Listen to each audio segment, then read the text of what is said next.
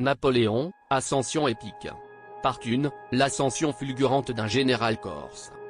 Napoléon Bonaparte naît le 15 août 1769, à Ajaccio, en Corse, peu de temps après l'annexion de l'île par la France. Issu d'une famille de petite noblesse corse, il grandit dans un contexte de tension entre traditions locales et nouvelles influences françaises. Très jeune, il part pour la métropole afin d'étudier dans les écoles militaires françaises. Élève brillant et discipliné, il se distingue par sa rigueur, son ambition, et un certain tempérament solitaire. Il obtient son premier commandement militaire à l'âge de 24 ans, en pleine Révolution française. C'est dans ce contexte troublé que Napoléon forge sa légende. En 1793, il joue un rôle décisif lors du siège de Toulon, ce qui lui vaut une promotion rapide. Puis, en 1795, il réprime une insurrection royaliste à Paris avec une efficacité brutale. Le Directoire le remarque immédiatement.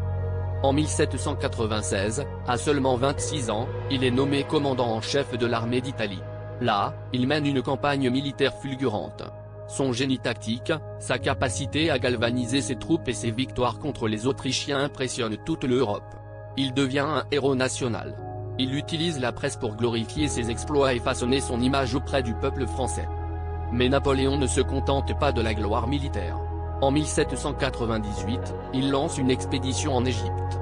Cette campagne vise à affaiblir les Anglais en coupant leur route vers les Indes. Bien que militairement incertaine, elle a un impact culturel majeur.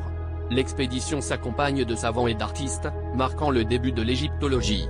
C'est à cette époque que la pierre de Rosette est découverte. Malgré les revers militaires en Orient, Napoléon retourne en France en 1799, où la situation politique est instable. Il profite de l'impopularité du Directoire pour organiser un coup d'État le 9 novembre 1799, connu sous le nom de coup d'État du 18 Brumaire. Il devient alors premier consul de la République française. C'est le début d'un nouveau régime autoritaire, mais extrêmement efficace. Il réforme l'administration, la justice et l'économie. Il crée la Banque de France, réorganise le système éducatif, et surtout, codifie le droit avec le fameux Code civil, ou Code Napoléon, encore en vigueur aujourd'hui. Le peuple voit en lui un sauveur, un homme d'ordre dans un monde de chaos. En 1802, il est nommé consul à Vie.